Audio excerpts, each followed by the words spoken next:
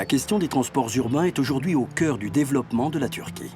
Ces métropoles, qu'elles soient régionales ou internationales, comme Istanbul et Izmir, connaissent une croissance très forte et s'étalent de plus en plus.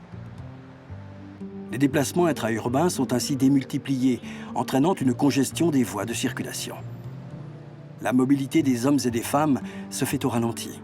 Cette quasi-paralysie est une entrave au développement économique et social des villes et du pays tout entier, car ce sont 3/4 des 76 millions de Turcs qui sont urbains.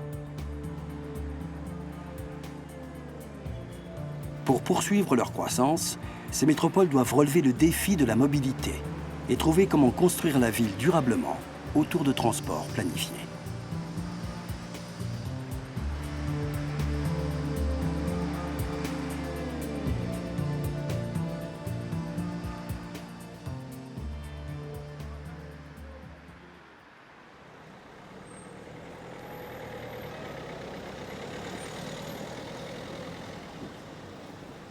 İstanbul'da ulaşım gerçekten çok zor.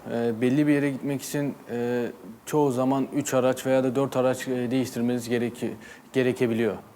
Ben bu yüzden mesela bir iş kaybettim. Çok istediğim bir işti ama çok uzaktaydı. Zamanı hesapladım, ne kadar sürede gidebilirim, bana hiç uymadı yani.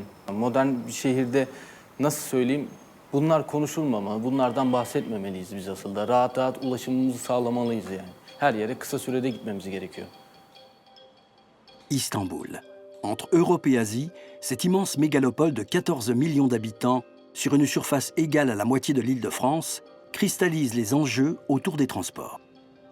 Poumon économique du pays, Istanbul se doit d'être un modèle de transport durable. Or, la réalité est celle d'une ville où les déplacements se font difficilement.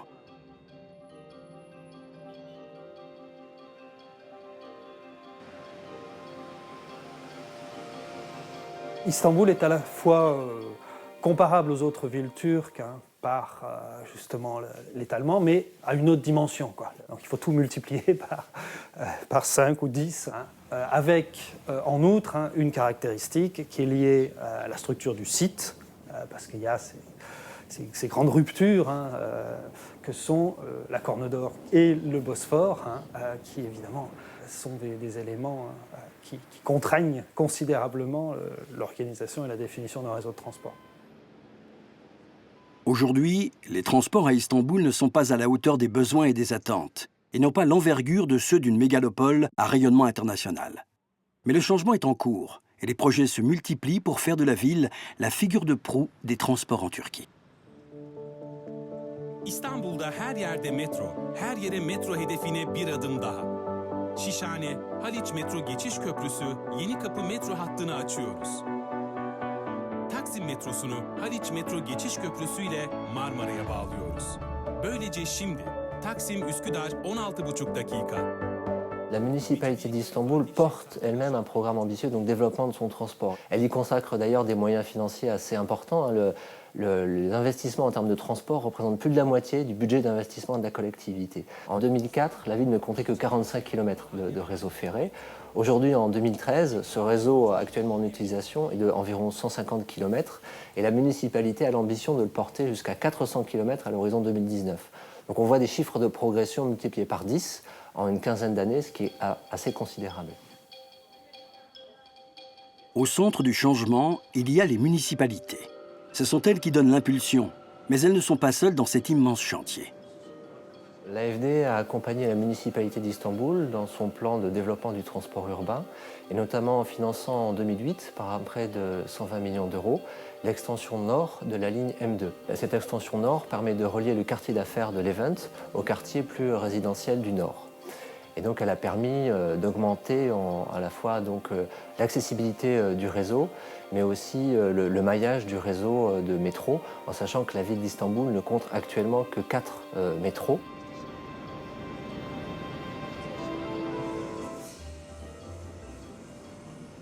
Gelecek istasyon Levent. Next station. Ulaşım çok rahat bir şekilde sağlanırsa İstanbul'da benim yaşam standardım direkt 10 puan, 20 puan, yani 100 puan kademe atlar. Şöyle söyleyeyim, ben rahat rahat konserime gidebilirim, maçımı izleyebilirim, Ne bileyim arkadaşıma kalmaya gidebilirim belki hiç yol hesabı yapmadan. Rahatlıkla evime geri dönebilirim. Yani bunları sağlayabilir bana ulaşım.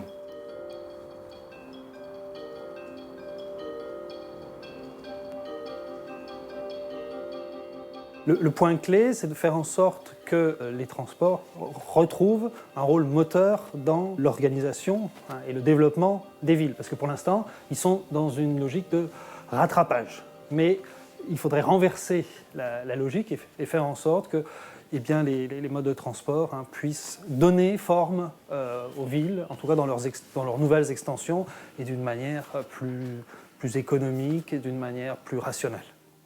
Donc l'enjeu est énorme.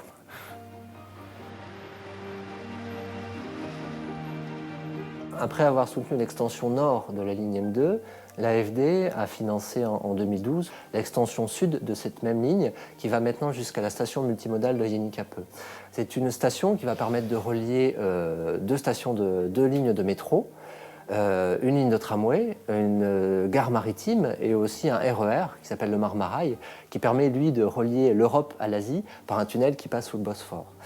On estime à peu près 1,5 million de passagers par jour. Le transit, à titre de comparaison, c'est 3 fois plus que la gare du Nord à Paris, qui est considérée comme la plus grande gare d'Europe en la matière. L'extension de cette ligne de métro et la création d'un centre de transport multimodal majeur en plein cœur historique de la ville d'Istanbul constituent une étape significative dans le développement d'un réseau de transport public intégré. Ce projet est porteur d'impact en termes d'accessibilité des transports, de promotion de la mobilité sobre en carbone et d'amélioration de la productivité urbaine. Mais pas seulement. Burada Yenikapı'da 35 hatta 36 batık ortaya çıktı. Çok önemli mimari kalıntılar çıktı. Bunlardan bir tanesi de varlığı bilinen ama hiçbir bölümü günümüze ulaşmamış olan Konstantinus surunun bir parçası, aşağı yukarı 10 metrelik bir parçasının orada çıkması. Ama tabii ki özellikle tarihi Yarımada'da 30 santimetre kazdığınız zaman toprağa hemen arkeolojik dolguyla karşılaşıyorsun.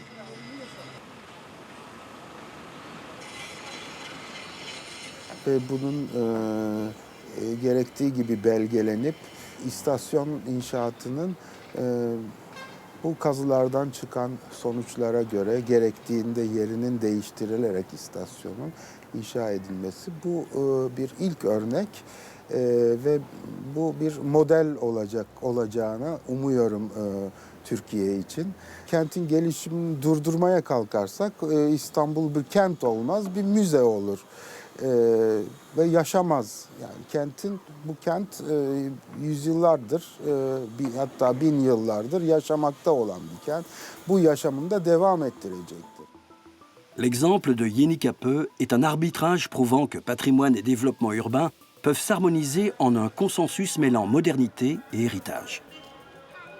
Le transport public devient une fenêtre ouverte sur la richesse illustre d'Istanbul, révélant ainsi des enjeux touristiques et donc économiques. Par son histoire, sa géographie, sa population et son économie, Istanbul est un laboratoire exceptionnel en termes d'urbanisme. Pour l'Agence française de développement, accompagner cette dynamique est aussi l'occasion d'introduire de façon transversale une mutation d'ordre environnemental. Car si les enjeux humains et économiques sont les clés de voûte du développement des transports urbains, les enjeux environnementaux sont sur le long terme essentiels. C'est avec cette ambition que l'AFD accompagne de nombreuses autres municipalités en Turquie.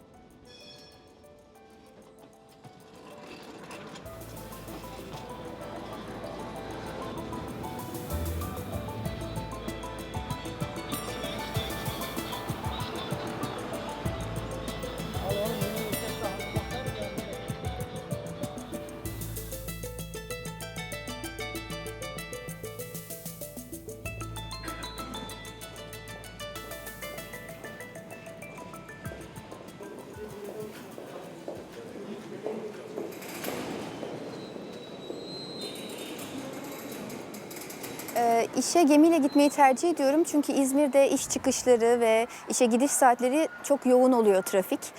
O yüzden işe gitmek yaklaşık 1 saat 50 dakikamızı, bazen çok trafik yoğunsa 2 saatimizi alabiliyor. Ama vapurla bu zaman çok daha kısa ve Körfez'i geçmek çok eğlenceli, çok zevkli olduğu için. O yüzden böyle gitmek beni de rahatlatıyor, iş çıkışı ve işe giderken daha az stresli bir şekilde işime ulaşabiliyorum. Troisième ville de la Turquie en termes d'habitants, İzmir occupe également la troisième place en termes d'industrialisation ainsi qu'en termes de développement socio-économique. La ville est implantée au fond d'une longue baie de la mer Égée qui forme un chenal maritime de près de 70 km. Coincé entre mer et collines, le site urbain s'est progressivement étendu sur les collines et vallons tout en gagnant sur la mer. La mer se trouve ainsi au centre d'une conurbation en forme de fer à cheval, ayant favorisé des axes de déplacement routiers longeant la côte, congestionnant ainsi les transports terrestres. Face aux défis de son expansion urbaine, la ville a défini un plan stratégique pour améliorer la qualité de vie et pour favoriser un développement urbain durable.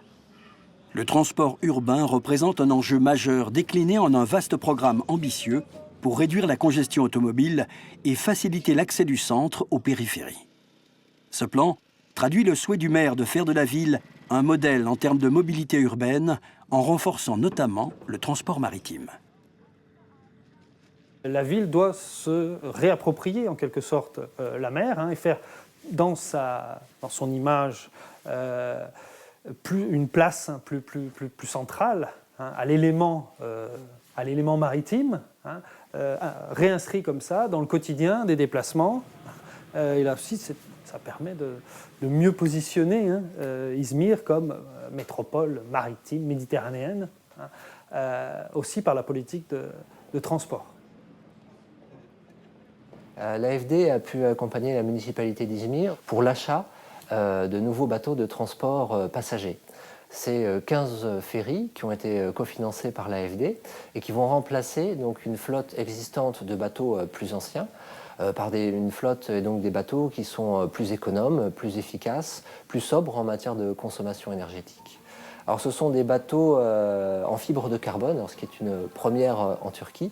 Des bateaux qui sont d'ailleurs dotés de moteurs d'origine française et qui seront 2 fois plus rapides que les bateaux existants pour une consommation de carburant moindre. İzmir'de son zamanlarda aslında güzel değişiklikler oluyor ulaşımla ilgili. Yeni vapurlarımız geldi mesela. Vapur sayıları arttı ve vapurlar aslında daha az çevreye zarar verir ve daha teknolojik hale geldi.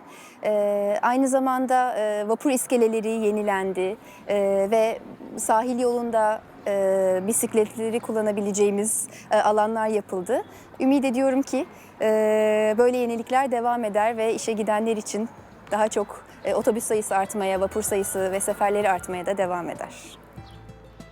Cette initiative de l'AFD permet de développer une offre de transport propre dans la ville en proposant une solution alternative aux véhicules particuliers.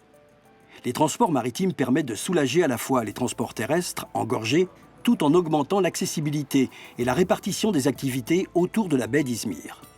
À terme, l'objectif est de changer le comportement des Smyrnotes en les incitant à utiliser de plus en plus les transports collectifs.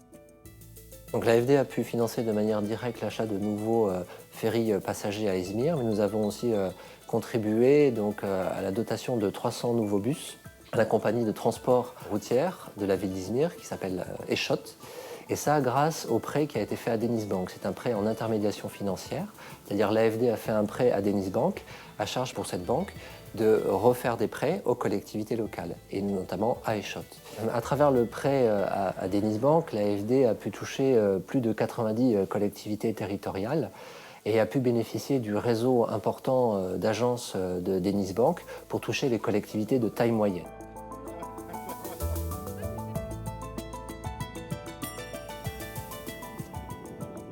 Il y a un caractère assez réplicable des actions qui ont été entreprises ici en Turquie et une certaine exemplarité des projets turcs en matière de qualité de la mise en place, de qualité technique de mise en place de ces projets. L'AFD souhaitant, elle, plutôt influer sur les aspects à prendre en compte, notamment les aspects environnementaux, les aspects sociaux, le caractère durable et intégré du transport qui est vraiment ce que nous souhaitons apporter à nos partenaires turcs. Ainsi, l'AFD se place comme un acteur central dans la problématique de la ville sur tout le territoire turc, comme dans le reste du bassin méditerranéen. Dans le futur, plus qu'avec des financements, l'AFD renforcera son partenariat en valorisant également l'expertise et le savoir-faire spécifique français en matière de développement urbain durable, pour que la Turquie devienne une vitrine de la mobilité de demain.